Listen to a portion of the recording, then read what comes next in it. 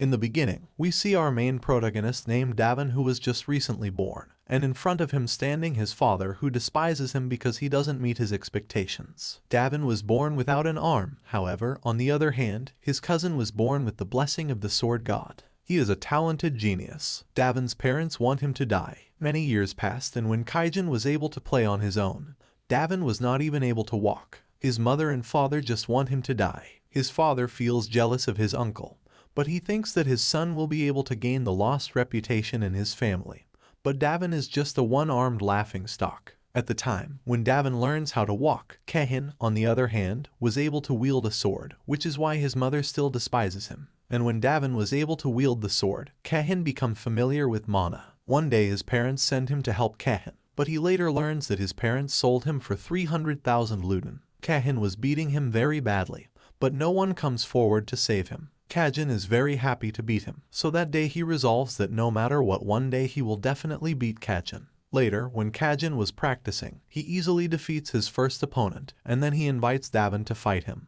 But he beat him severely and then insults him. On one side where Kaijin got involved in alcohol, drugs, and girls, Davin was hardworking to improve his skills. Finally, the day arrives when Davin will fight Kaijin, and eventually Davin was able to defeat him. But Kaijin feels very insulted, so he backstabbed our protagonist. Later, when our main protagonist opens his eyes, he found that he was bound in a chair, and in front of him stands a man who tells him that he was saved by a saint. But because he makes a contract with the devil, so he will be imprisoned for his whole life, and then the man threw Davin into prison. Davin realizes that, even though he has beaten Kaijin, his parents still chose Kaijin over him, because he hasn't made a contract with the devil. It was a plan to save Kaijin's reputation. Later, Kaijin also arrives in the prison. He insults our main protagonist and leaves him to die. Davin has become very weak, and in his last moments, he has only one thought. What if he was born with 2 hands and then he dies? Strangely, Davin opens his eyes where a man calling him Vincent.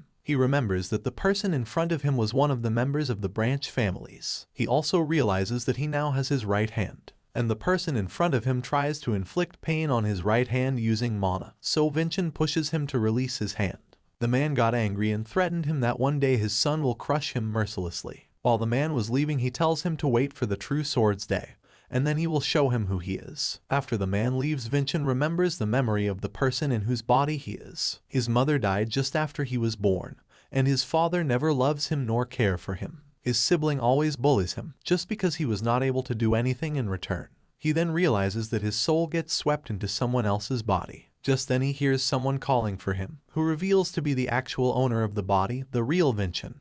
But now his name is Julian. He informed him that now he is a minor god. He also reveals that if his spiritual energy disappears entirely, he will also die. Julian then shows him his entire memories, how people treat him, and how even though he can beat them, but he still didn't, because he never wants attention on himself, because he wants to entirely on his life mission. Julian then tells him that if he knows about Archdemon Davin and Hero King Kaijin. Upon listening to this, Vincent was taken aback. Julian goes on to tell him that 500 years ago, a one-armed swordsman named Davin escaped from Samian's prison. And while using a contract with a demon, he devoured thousands of lives in order to become stronger. Is it also rumors that he has killed more than 10,000 people? That's why he is remembered in history as a great demon. Upon listening to this, Davin become confused, wondering how he reincarnated 500 years ago in the future. In addition, he also becomes furious because his family not only abandoned him in a prison to die, but also fabricated a false story. Eventually, he calms down, because being angry will change anything.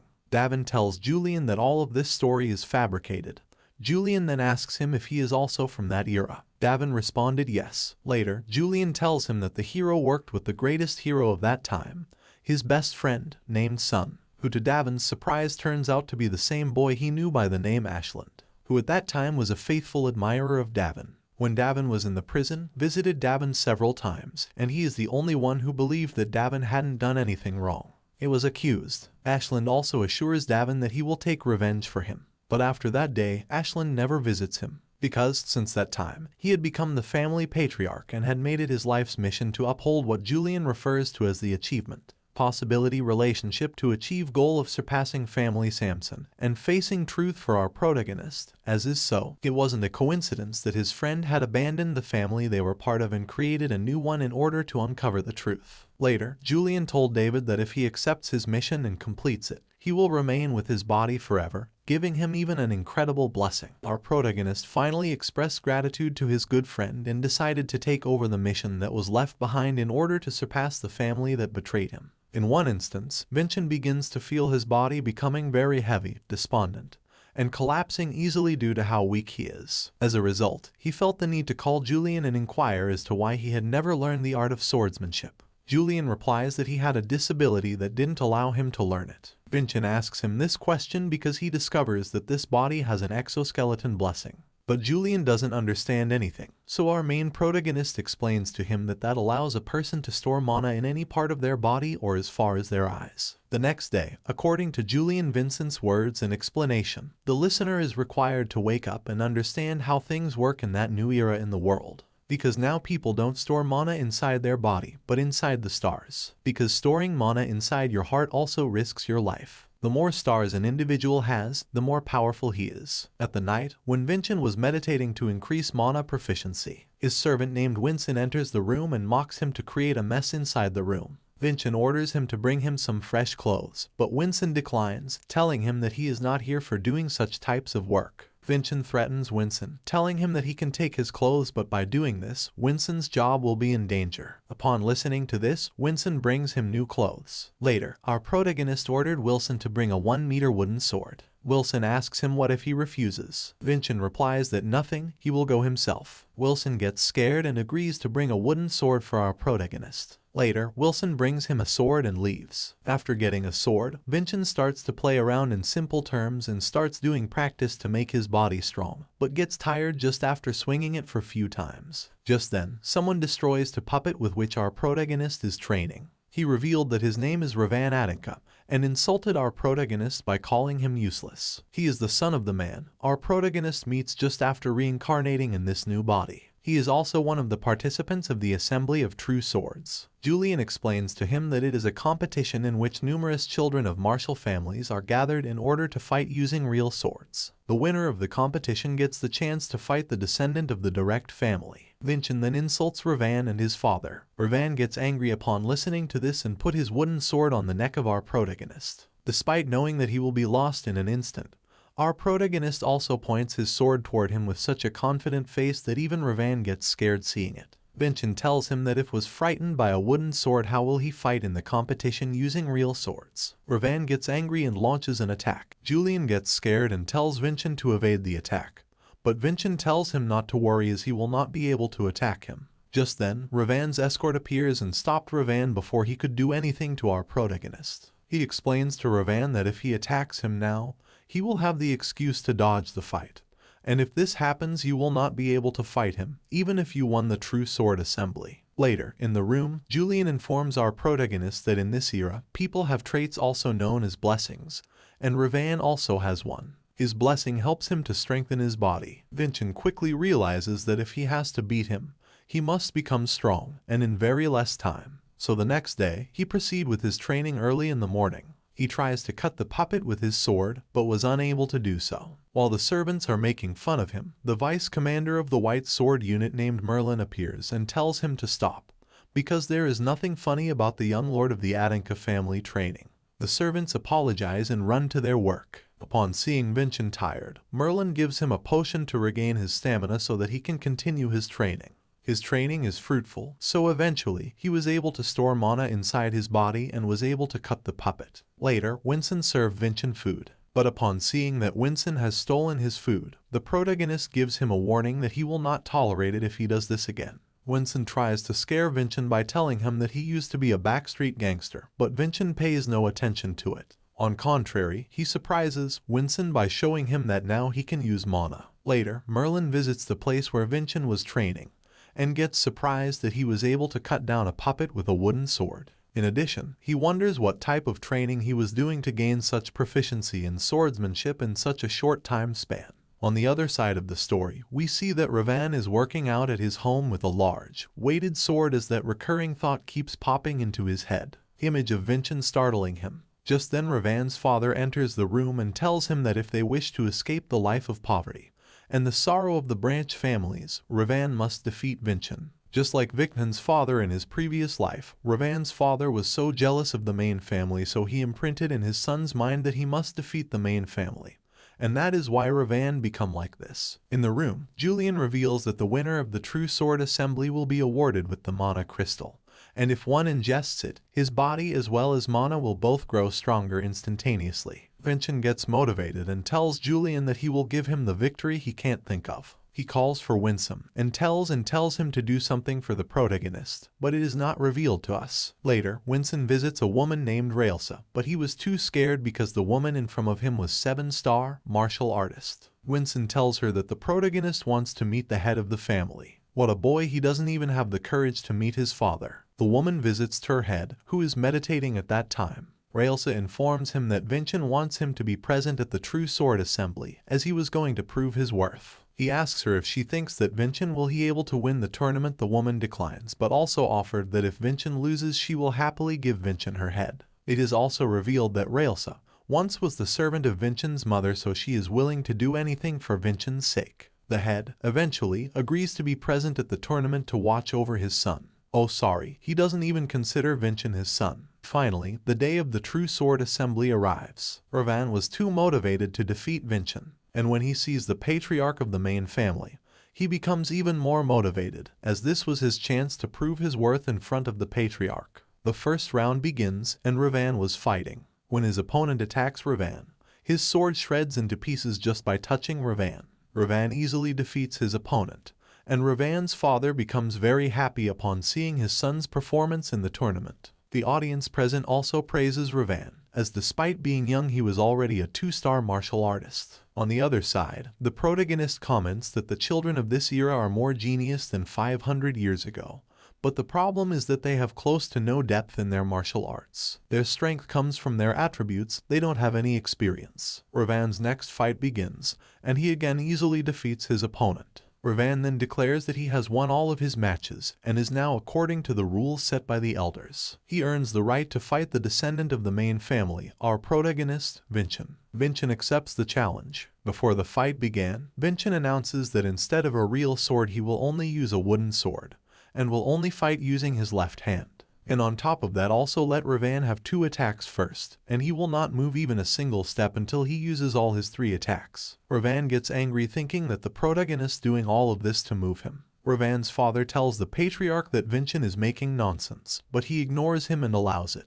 In addition, he also tells Vincent to prove his word through his action. Vincent has a smile on his face. The fight to prove their worth finally starts. Ravan suddenly launches his attack, but Vincent, on the other hand, easily opposes his sword with his bare hand. It surprises Regin quite a lot. Now he has 1 free attack, so again tries to attack our protagonist, but Vincent again easily evades his attack and throws Ravan on the ground. Ravan has used all of the attacks, so now it is time for our protagonist to play his moves. Everyone, including Vincent's father, gets surprised upon seeing Ravan struggling against a guy who cannot even use mana. Pity for this guy who is not aware of the fact that our protagonist now can use mana. Ravan again gets up and tells him that he might have received the blessing of weak men or God, which is why he becomes strong in a short period of time. Ravan then attacks our protagonist, but Vincent was able to read his moves, so he easily evades Ravan's attacks and then attacks Ravan. But Vincent's attacks have no effect, because the wooden sword is not able to break the defense of the strengthening body. Ravan gains confidence and launches another attack, but Vincent pushes him back and decides to give his all in his next attack, because after his next attack he will not be able to fight longer. He then tells Julian to watch his new skill, which he mastered.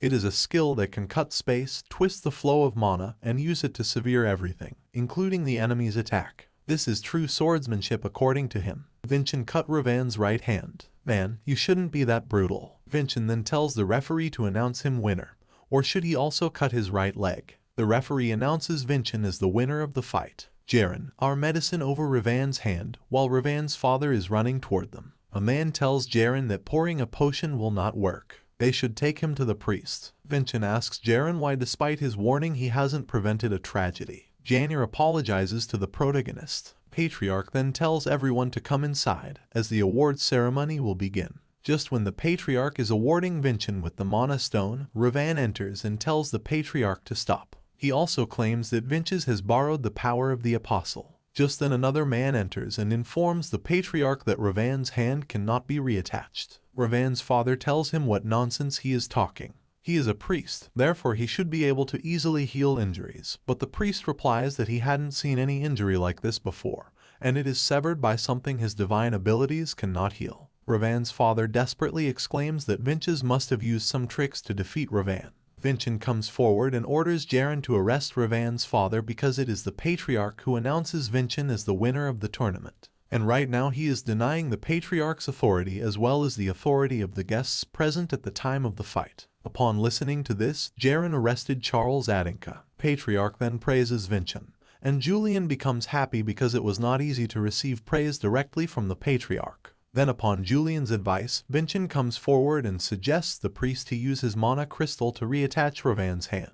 He then tells Ravan's father that he can heal Ravan, but in return he must sacrifice his hand. Charles accepts his offer to sacrifice his own hand for his son. Just when Charles was about to cut his hand, Vinchin acts cool and tells Jaren to prevent any mishaps, so Jaren easily cuts the sword. Vinchin then gives his mana stone to the priest, who uses it to reattach Ravan's hand. Winston, who was listening to everything from behind the closed gate, recalls the scene where the protagonist tells him to choose if he wants to work under him out of fear, or if he wants to be loyal to the protagonist, and as of now, the protagonist becomes too cool for him. He chooses to become loyal to the protagonist. Inside the room, Ravan was crying while hugging his father, while Vinchin was sitting on his chair inside the room.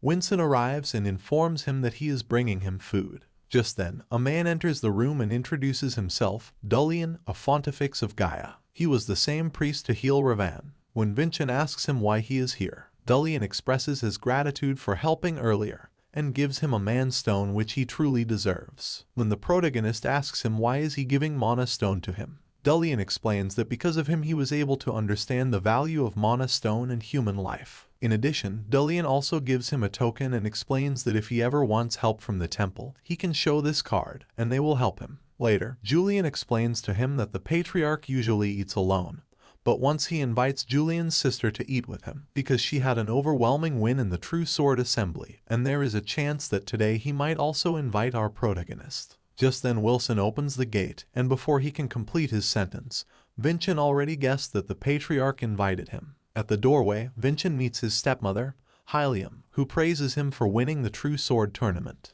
In the room, the patriarch reveals that he just invited him for two reasons. First is to congratulate him, and second, to check whether Carl's concerns were true or not, whether our protagonist has made a contract with Apostle or not. Just then, Vinchin's stepmother uses his power to check the truth, and she tells the patriarch that he doesn't seem to have a supporter. She also reveals that the technique he used once belongs to the hero Kajin, and he uses this skill to defeat the archdemon Davin. The protagonist gets angry upon hearing this because the skill didn't belong to Kajin but to Davin. Just then, his stepmother acts like a maniac and demands an explanation of how he was able to learn this skill. The protagonist quickly realizes that it was not his father who invites him but his stepmother, because she wants to interrogate our protagonist. Julian gets scared and tells Vinchin that he should not say anything because she is able to discern the truth from the lies with her eyes. And if he comes up with any sloppy answer despite having insufficient knowledge about this era, she will easily be able to catch it.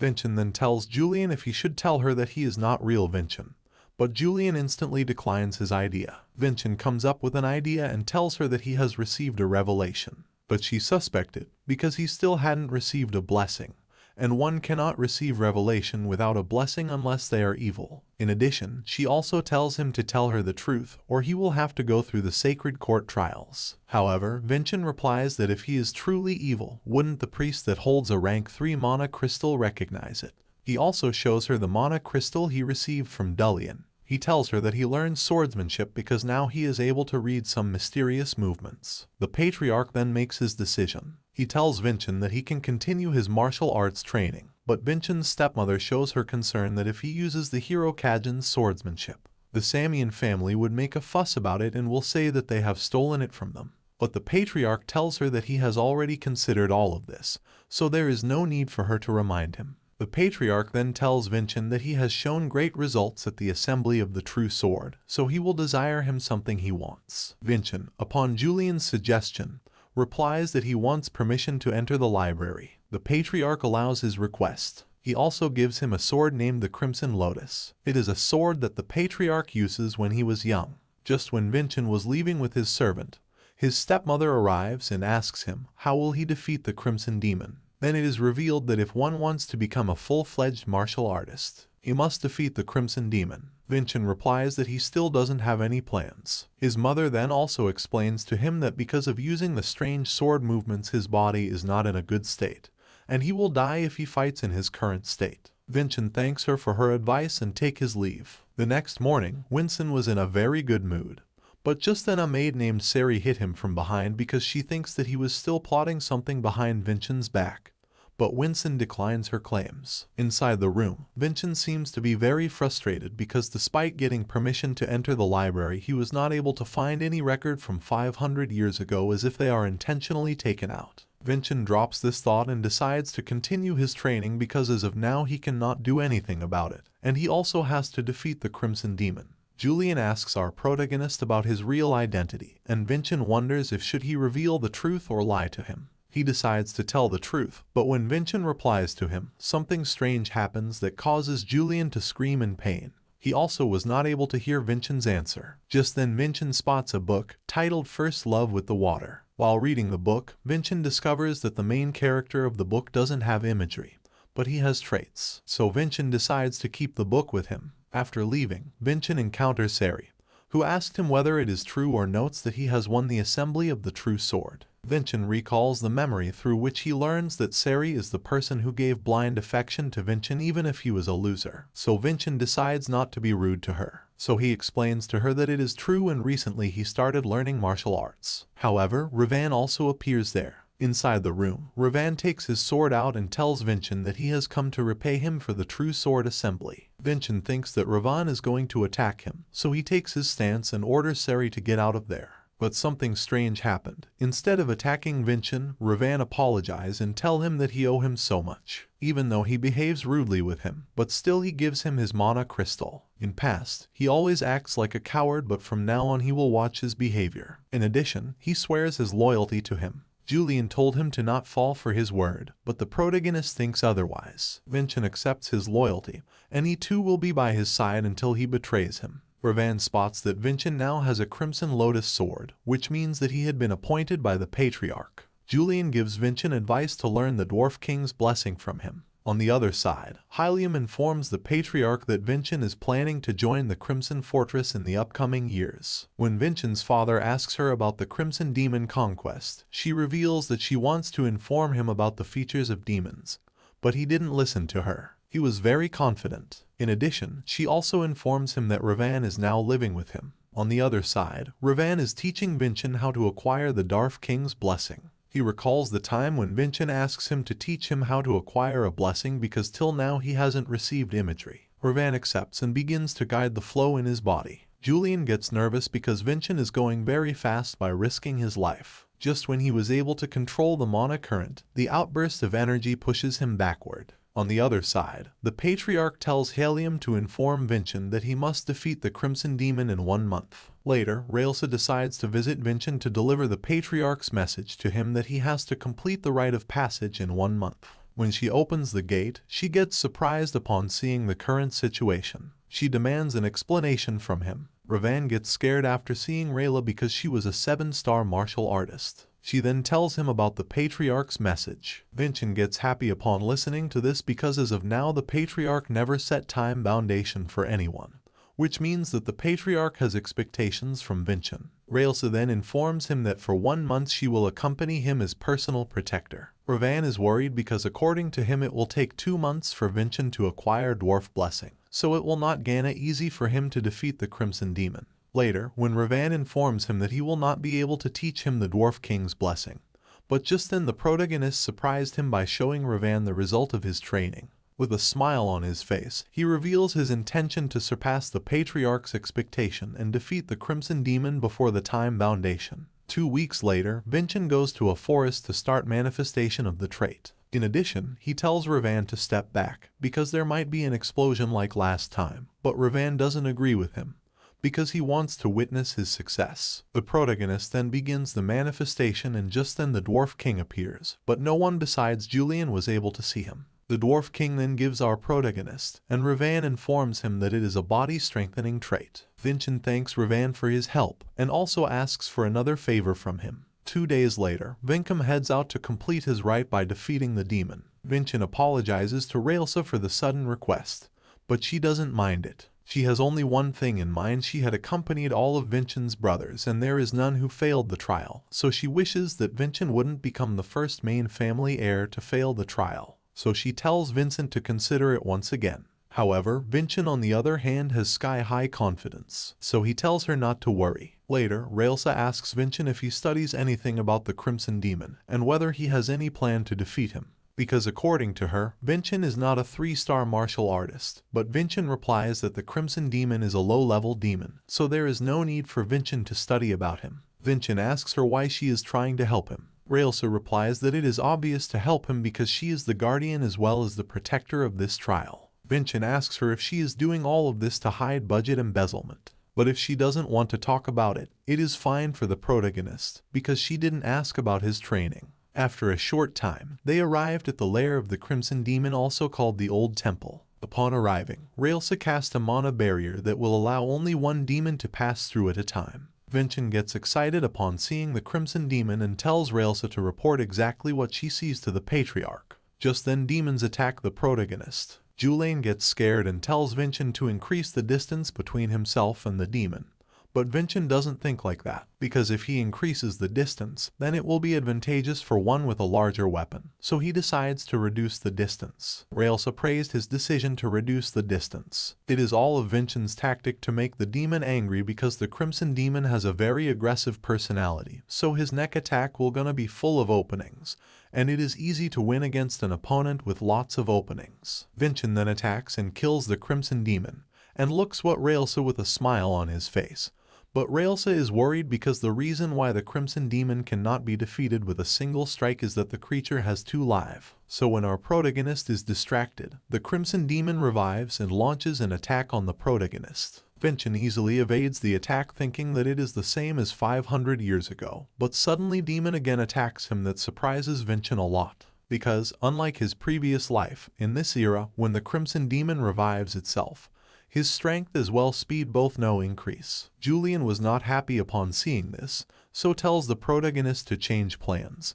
But Vincent not gonna do that, because the Crimson Demon is still using the same strategy, that is to corner the protagonist to launch the ultimate attack. When the demon will use his ultimate attack, Vincent plans to play his trump card. On the other side, Raelsa was in dilemma, because she wants to help the protagonist, but if she helps him it means the failure of the rite, and it might end Vincent's future because he will become the laughing stock for everyone. Raelsa recalls the time when Vincent's actual mother named Sarvana offers Raelsa to join her on the adventure of martial arts. Raelsa is from a ruined family, therefore Raelsa joins her to become Adanka's legend. But after a few years, Sarvana died after giving birth to Vincent, and as Raelsa feels indebted to her, so she decides to always protect her child from the rough life of being a child of Adanka's direct lineage until he becomes a respectable martial artist.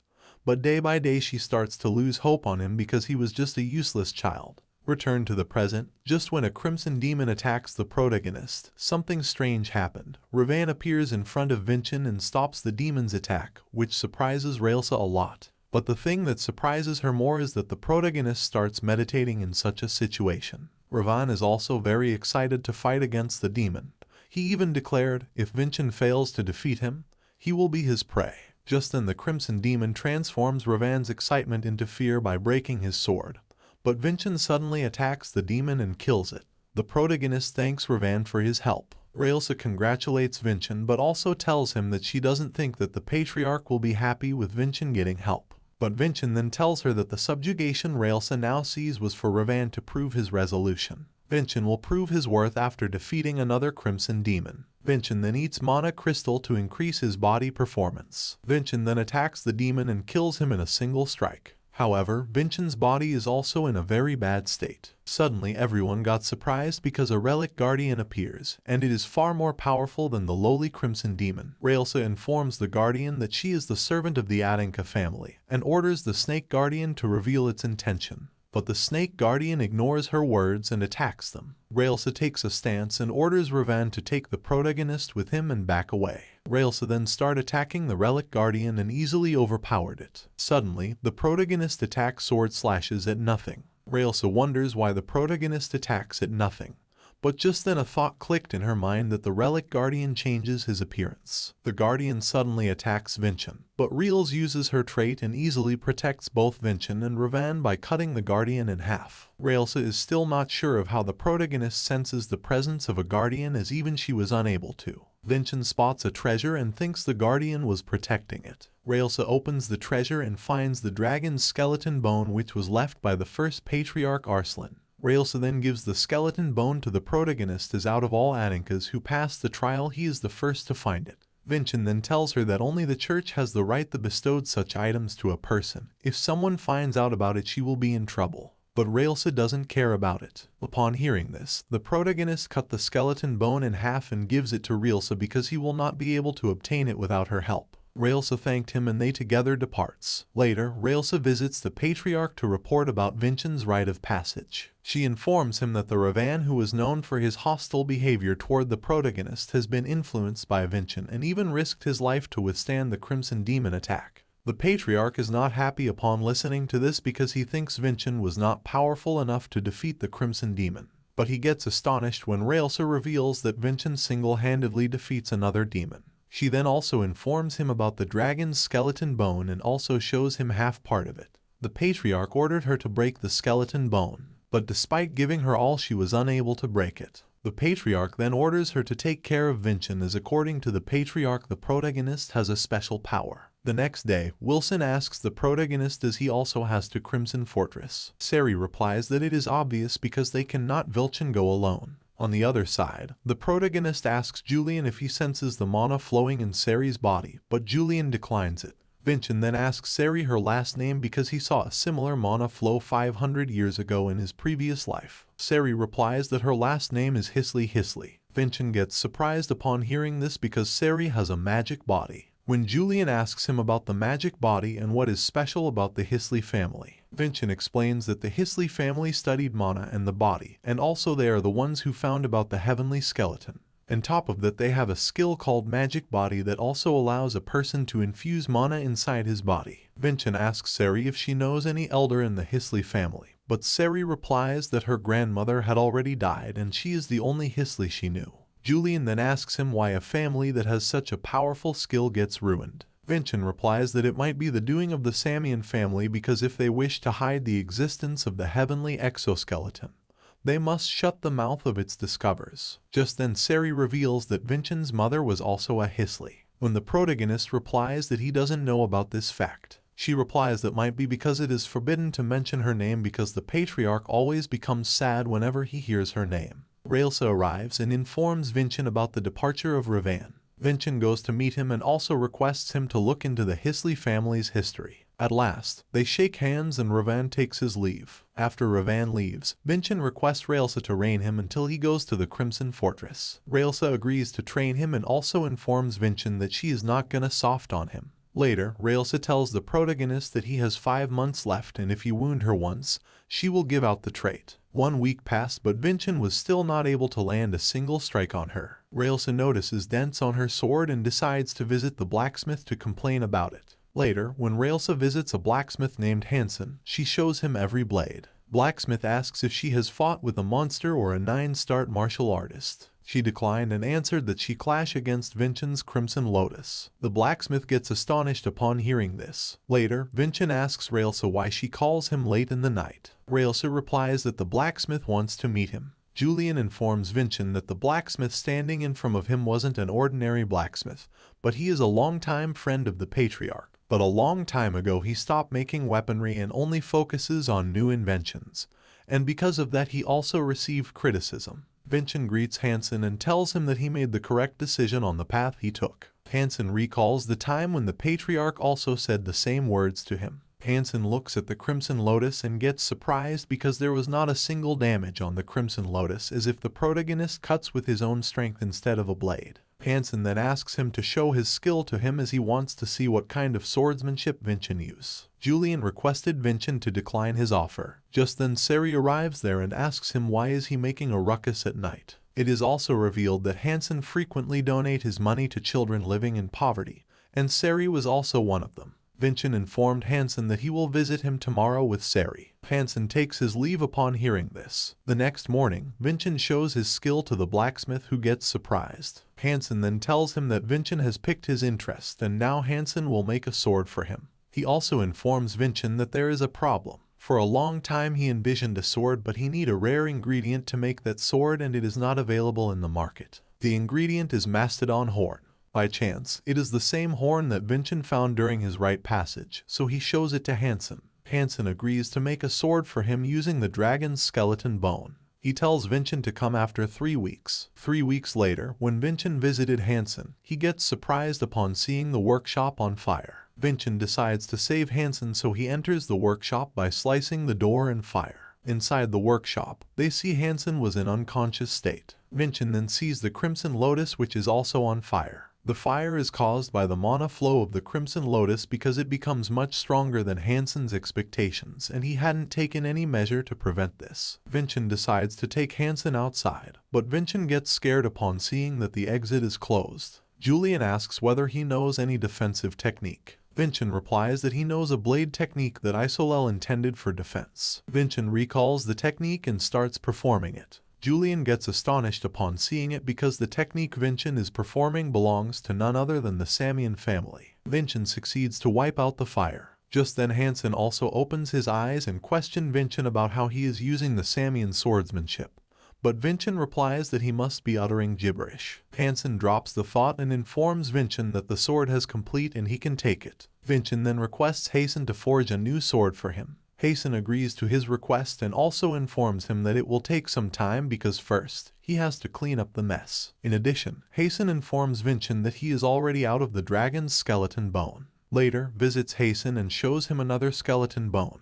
And Hansen gets surprised upon seeing this, as the skeleton bone is not a rare item but a cheap ingredient that is always on sale. Hansen then tells her that he will forge the most perfect dragon skeleton sword. Later, Vincent apologizes to Raelsa because back then he shared it with her, but now he took it back. He asks Raelsa how can he repay her back, but Raelsa replies that there is no need because his growth is more than a reward for her. Vincent then takes his sword out and declares that today he will defeat Raelsa and will learn her traits. Raelsa also declares that she also not gonna easy on him. Battle start and Raelsa easily overpowered the protagonist. Raels then attacks Vincent but he easily blocks it. Raelsa gets astonished upon seeing this because just now she used the mana equivalent of the 4-star martial artist, but both her and Vincent's swords are undamaged. It is also revealed that because of reforging with skeleton bone, the Crimson Lotus now can absorb the traits of its user, so now it not gonna be easy to break the Crimson Lotus because of the Dwarf King's trait. Raelsa again attacks Vincent, but this time Vincent blocks her sword with his bare hands, which surprises Raelsa because Vincent was able to detect her movements within 1 month, which is a great feat. Vincent then uses his attack and Raelsa lost her sword. Vincent ordered her to pick up the sword because he doesn't want to win through a cheap victory from someone who has lost their sword.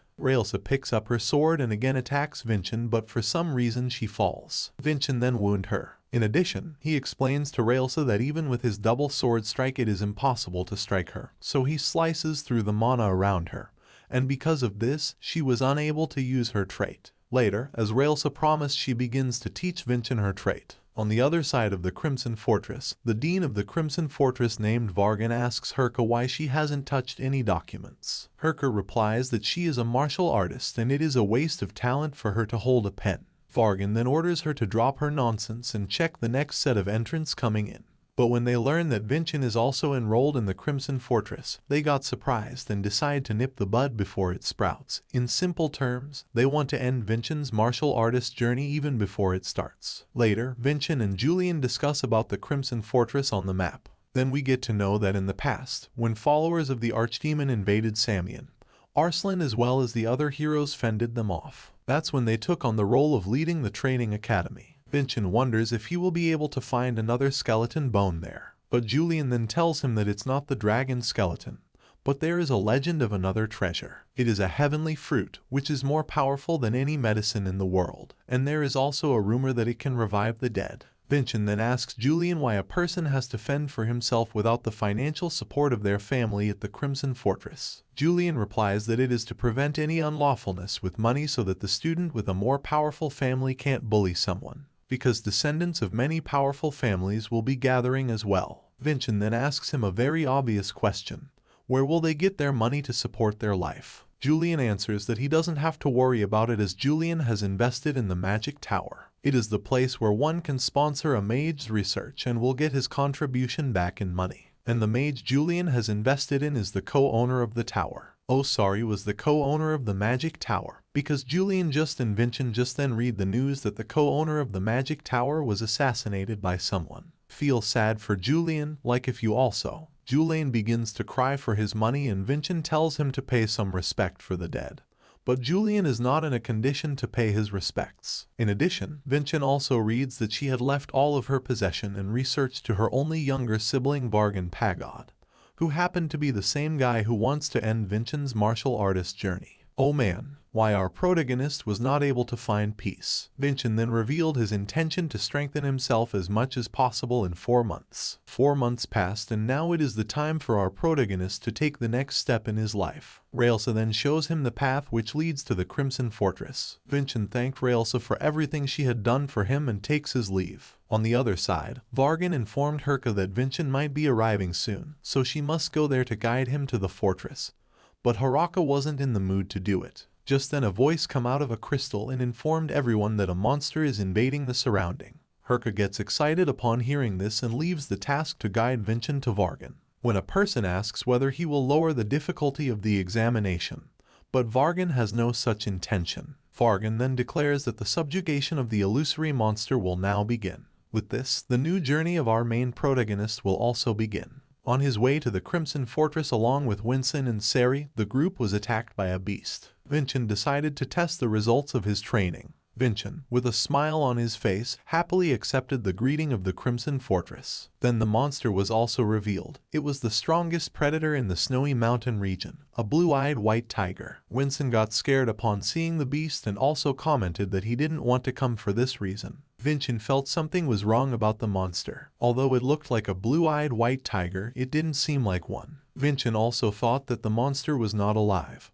But this would not change the fact that our protagonist would pass this test by defeating the monster. While Vincent was fighting, another one appeared. Vincent jumped on the branch of a tree and saw that in total there were 18 blue-eyed white tigers. Julian told Vincent that it would be impossible for him to defeat 18 tigers with only 2 strikes of absolute sword slash. However, Vincent still felt something was weird because blue-eyed white tigers never hunt in groups. In addition, they are carnivorous, but they bear no scent of blood. Vincent found out that the tigers were not real, but were only illusions. On the other side, Vargan became aware that the protagonist had discovered the tigers, but this would not change anything because there was barely a difference between the actual tigers and these illusions. Vincent decided to wait until the summoner ran out of mana. Julian explained that this might be impossible because the user was using an assembly element. Vincent didn't know about assembly elements, so Julian explained that it is a method for using multiple spells of the same type at once instead of using different spells. It is more effective and also reduces mana consumption.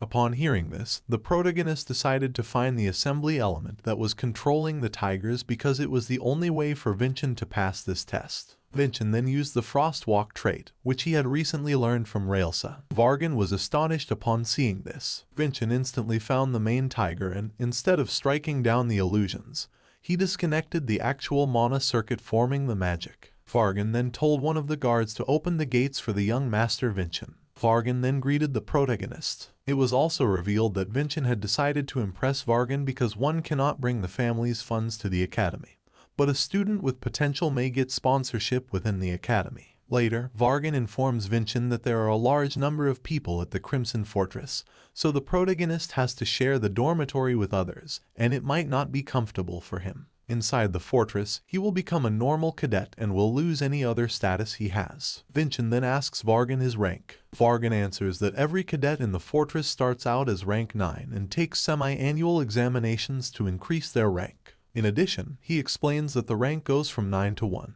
but if one manages to pass the advancement examination after rank 1, they will be considered a breakthrough martial artist and will graduate from the fortress with the acknowledgement that they have become a true martial artist. Vincent then thinks that he must find the heavenly fruit within 4 years. Just then, Vargan asks the protagonist if he is targeting the blue-eyed white tiger that was the center of magic. Vincent responded yes, and Vargan is astonished upon hearing this, so he asks him how he knows about magic despite coming from a family of martial artists. Vincent replied that he has learned about magic because he thinks knowledge is power. Vargan wonders how someone with so much confidence and bravery could get nicknamed a good-for-nothing. Vincent then surprises him by asking him how he can get the heavenly fruit. Vargan also thinks that the tale of the heavenly fruit is just a rumor, so he replies that the heavenly fruit chooses its owner, and he might get it if he devotes himself. After a short while, they arrive at the dormitory of rank 9, which is where our protagonist will reside.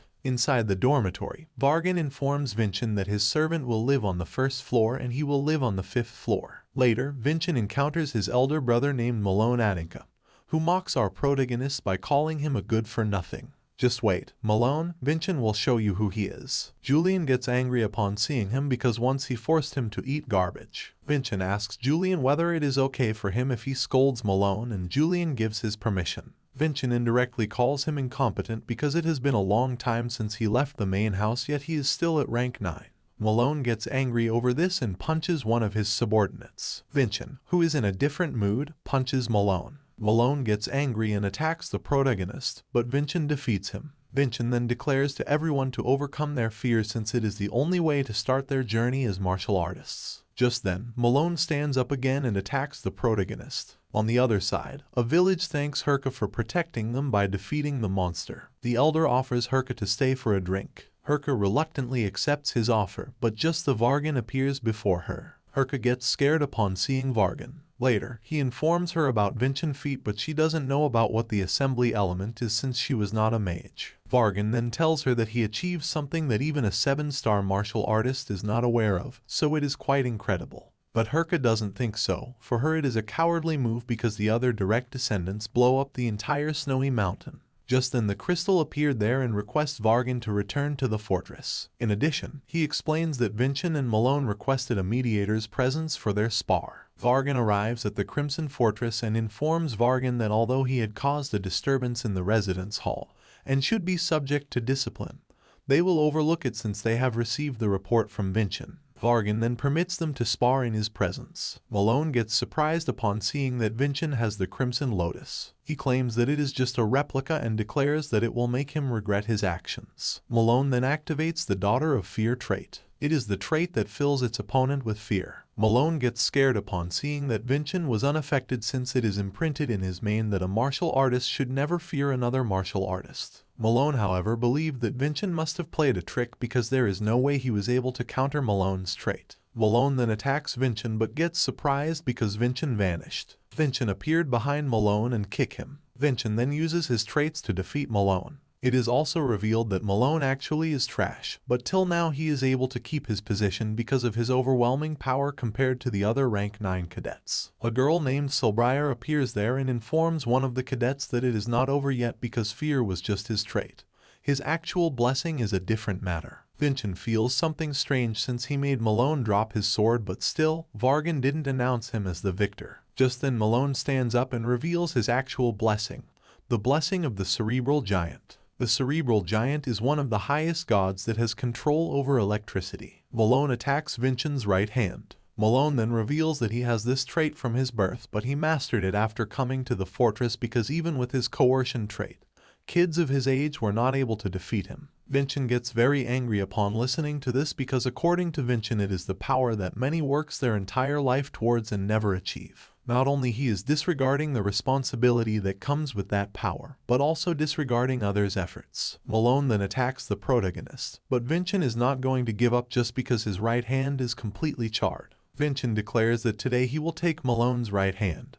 But the problem is that Vincent has already used one of his sword/strikes while fighting against the blue-eyed white tiger, so now he is left with only one strike. Malone, who has gone insane, attacks Vincent. Upon seeing the destruction caused by Malone's attack, Vargan ordered Braun to evacuate everyone. Vargan then learns that Ceri's body is full of mana. Vincent realizes that Malone's trait is very powerful, but it still has an opening, so he has to wait until he finds an opening and then he will attack with his full power. Vargan then casts a mana barrier, and Vincent gets frustrated upon seeing this because he has much less space to evade Malone's attack, and, for now, he can't even use the absolute sword slash. Just then, Julian informs Vincent that they can cut something else with the absolute sword slash. Now, Vincent is completely relying on Julian's strategy to defeat Malone, and he has also completely used up his frost walk. Malone then attacks Vincent, but Vincent cuts the barrier, which causes Malone's attacks to destroy the roof of the sparring ground,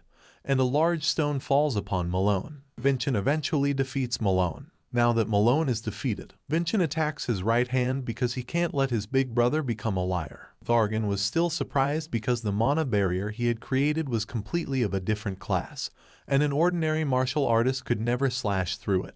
But Vincent was still able to destroy it with only one slash of his sword. Vargan then stopped the spar and announced Vincent as the victor. Vincent asked him why he hadn't stopped him from cutting Malone's hand, and Vargan replied that Malone had promised it himself, so it couldn't be helped. Just then, Vincent came running and informed Vincent that he had brought a priest as Vincent had requested. The priest asked who possessed the token that belonged to a second-class priest. Vincent responded that it was him. Later, Vincent asked the priest to treat his charred hand. Malone, on the other hand, ordered Vincent to treat his wound as well, but Vincent denied it because Malone had bet his right hand in the spar, and if Vincent treated his right hand, it would be against the honor of a martial artist. Julian seemed very happy because he had finally been able to take revenge on his brother who had forced him to eat garbage. Just then, Brond, along with Solbria, arrived there and was surprised that a child who was famous for being good for nothing had defeated the most powerful rank 9 cadets. Vincent told his brother to choose between his hand and his honor because if it was too late, even the great priest would not be able to heal his hand. Malone chooses his hand over his honor. Vincent requests priest to heal Malone's hand. Brond asks Vincent if he can also become like him, and Vincent replies that obviously he can surpass his limits once he was able to overcome his fear. Malone, like a coward, decided to sneak attack Vincent, but Vargan appeared in front of him and informed him that the only reason he was still alive was because of his condition. Otherwise, he would punish him to a great extent. 1 week later, Vargan asked Vincent about his real intention in approaching him because Vincent had known his name from the start, which meant he had intentionally approached him with a motive in mind. Vincent then told him that he had been investigating his sister, in whom they had invested. Upon hearing this, Vargan asked Vincent if he wanted him to repay Vincent back, but Vincent told him that initially, that was what he wanted, but after hearing Vargan's full story, he changed his mind. Vargan, like Vincent, had been a talentless child who was suppressed by his background. Vargan clarified that, unlike him, he had no attachment to his background, but Vincent questioned him why he still hadn't forsaken the pagoda name, which belonged to his family. On the other side, everyone was making fun of Malone, so he wants to kill Vincent. Just then a foggy thing appears in front of Malone and asks him if he wants help to kill his younger brother Vincent. Vargan gets angry over Vincent's question and orders him to shut his mouth because he is just a brat who doesn't even have any stars, but still he is talking like someone who knows everything. Vargan declares that if the Samian and Adanka families were to go to war, he will be the first to destroy the magic tower that ruined his life. Vincent replies that he already knows this because he was the same, but what he wishes in the end wasn't revenge but acceptance and love from his family. In addition, Vincent tells Vargan that the reason he hasn't forsaken the name Pagod is that somewhere in his heart he still has an attachment to his family, and like Vincent he also wants love and acceptance. Vargan gets very impressed by Vincent and informs him that he will become his sponsor at the Crimson Fortress, and from now on the protagonist doesn't have to worry about his living expenses. At the doorway, Vincent encounters Brond and Selbera, who congratulates Vince to get sponsorship from Vargan. Vincent realizes that Solbria has the same trait as his stepmother. She can also check the opponent's power and hidden potential. Solbria checks Vincent's powers and learns that he doesn't have imagery. Vincent then asks them what they are doing here, but Selbera counter-questions him. She questions Vincent why he is alone because it is forbidden for a cadet to roam around alone at night. Brond then explains to Vincent that when the archdemon Davin lost to the hero Khajiit, his spirit scattered all over the world, and there are still remnants left that form contracts with martial artists and give them enormous strength. Vincent suspects that Archdemon Davin actually existed. It wasn't a legend to frame him for everything. On the other side, the foggy thing that seems to be one of the remnants ordered Malone to form a contract with it, and it will let him accomplish whatever he wishes. When Vincent returned to his room, he noticed that Malone wasn't on his bed. Brond, who was on night duty, notices something scary, but just then Malone cut his right hand. Saizen felt something was strange about Malone, so he asked him if he had formed a contract with an evil spirit. Saizen pointed his sword toward Malone and declared that he was no longer afraid of him. However, Malone, who had lost all sense, became angry and grasped Saizen's neck. Just as Malone was about to kill Saizen, Instructor Brond arrived and attacked Malone, telling him that by forming a contract with an evil spirit, he had forsaken the pride and honor of a martial artist. Malone then informed Brond that he would be happier to kill him instead of Saizen. Brond ordered Saizen to quickly sound the alarm. On the other side, Vincent was sitting on his bed, still wondering why Malone hadn't come back yet. Just then, he heard a sound and asked the other cadets what the meaning of this alarm was. One cadet answered that something must have happened to Saizen, who was on duty. Vincent encountered Celebra and asked her what was going on, but she answered that even she didn't know. Vincent then smelled the scent of blood and asked Celebra to inform the dean with the help of her crystal, telling him it was an emergency because, according to Vincent, the situation was not looking good and they needed to call a higher up. Vincent ordered everyone to follow him outside. While running, Vincent noticed that the mana flow had stopped, so he thought that the battle had already ended. Vincent then asked Celebra if there was any defensive seal they could put in place because the battle was already over and the fact that they were not contacted indicated that the opponent had won. Celebra, upon hearing this, cast one of the 7 defensive skills, also known as the triangular defensive skill. However, she also informed Vincent that there was a condition for this defensive skill, which required a 5-star martial artist at the vertex to control the flow of mana,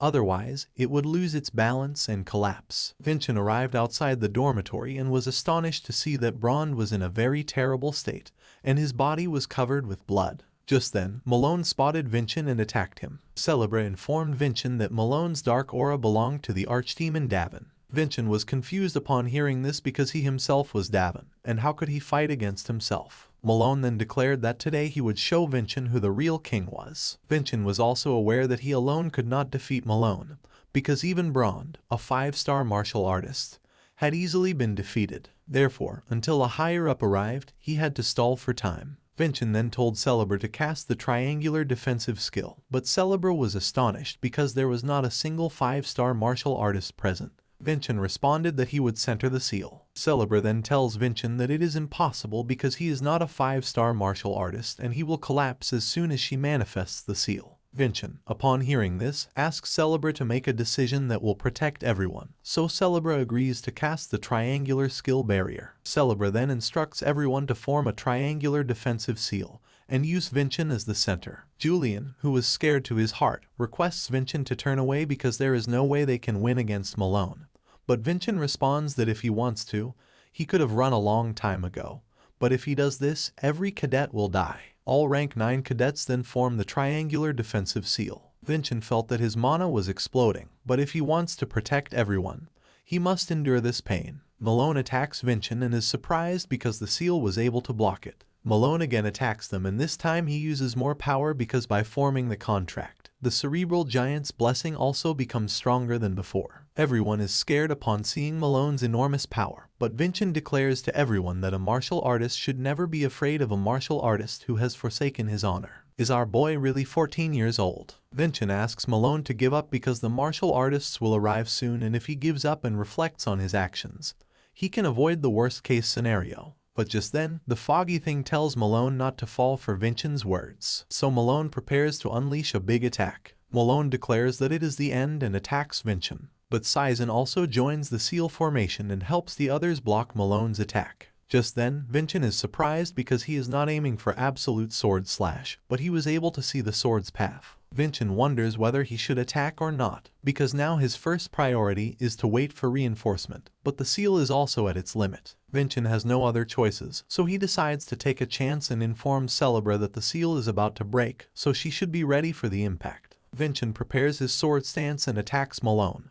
but is unable to defeat him. Therefore, he has to attack him again. Malone tells Vincent that he is going to grill him until he is crispy. Oh wait, does Malone want to kill Vincent or eat him? Malone attacks Vincent's hand, so now he is unable to hold his sword properly. Vincent attacks him, but Malone stops his hand and completely destroys it. Vincent then uses Absolute Sword Slash and cuts off Malone's right hand. Malone was still not defeated, but Vincent notices that the evil aura has already gone. So Vincent concludes that his sword slash can cut the connection between Malone and the evil spirit. But Malone still does not give up and attacks Vincent again, so Vincent has to attack him once more. But the protagonist is unable to move his body. Just then, Vargan and others arrive and stop Malone. They stop Malone by casting the crystal prison, which takes a long time to set up, but anyone who possesses mana cannot escape. Herka spots Vincent, who is in a very terrible state and is not even able to speak. Herka praises Vincent for his efforts because today he saved a lot of people. Vincent opens his eyes in a strange place where Julian asks him why he is overexerting his body. Later, Herka meets the patriarch of the Adanka family. The patriarch tells her that there is no need for formalities, so she calls him brother. She tells him about the whole incident and informs him that a 5-star instructor named Braun died during the incident, and a cadet named Sizen was also gravely injured. The patriarch tells Herka to sponsor the recovery of every injured person. The patriarch then asks her how Malone is still alive because, according to him, contractors are provided with enormous strength in exchange for their lives. So if the power is depleted, the contractor also dies. Herka answers that she now knows for sure, but according to the cadets who participated in the battle, Malone was freed from the possession of the evil spirit after being slashed by Vincent, and the arm that was slashed off did not reattach. The patriarch wonders if it is the same technique that Vincent also used during the assembly of true swords. The patriarch then asks Herka to take disciplinary actions against Malone because he crossed the boundaries of a martial artist by forming a contract with an evil spirit. It is then revealed that Malone will be confined to the guest house for the rest of his life. His imagery will be sealed off, and the tendons in each of his limbs will also be cut off so he can never wield a sword again. The patriarch then asks Herka about Vincent since he has to be rewarded. But Herka informs him that he has been moved to the main house and he still hasn't opened his eyes. On the other side, Vincent asks Julian where they are now, but Julian replies that he doesn't know but he thinks they are inside Malone's memories. Vincent is surprised upon hearing this. Later, Vincent sees Malone talking to Vargan that he doesn't want to practice the Cerebral Giant Blessing since he is already the most powerful rank 9 cadet. Vargan replies that he must practice since he is the son of the Adanka family, and if he doesn't want his life to end at this stage, he must control his Cerebral Giant's blessing. Malone agrees to practice his blessing. Just then, Vincent recalls his memory when his mother tells him to die. Kajin also appears and stabs him. The next moment, Vincent finds himself chained in Samian prison.